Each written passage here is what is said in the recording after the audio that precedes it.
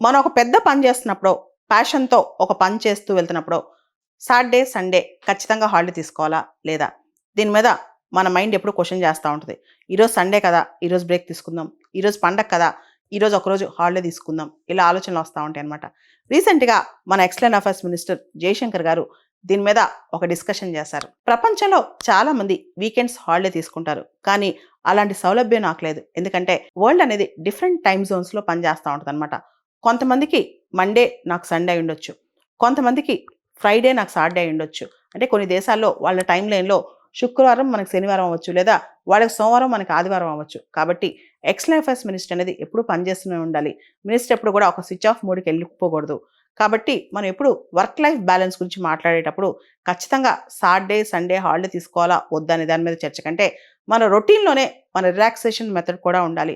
మన రొటీన్‌లోనే కాస్త మనకిష్టమైన పనులు చేస్తా ఉండాలి.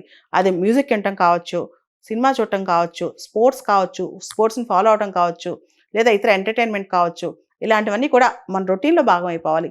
ఈ విషయంలో మా వైఫ్ నాకు డిఫర్ అవ్వచ్చు కానీ, నేను మాత్రం కొన్ని సార్లు టైం తీసుకొని అప్పుడప్పుడు నేను రొటీన్‌లో భాగంగా కొన్ని రిలాక్సేషన్ మెథడ్స్ ఫాలో అవుతా గానీ, రెగ్యులర్‌గా సాటర్డే, సండే బ్రేక్ తీసుకోవడం అనేది అందరికీ అవ్వదు అని చెప్తుంటారనమాట ఆయన.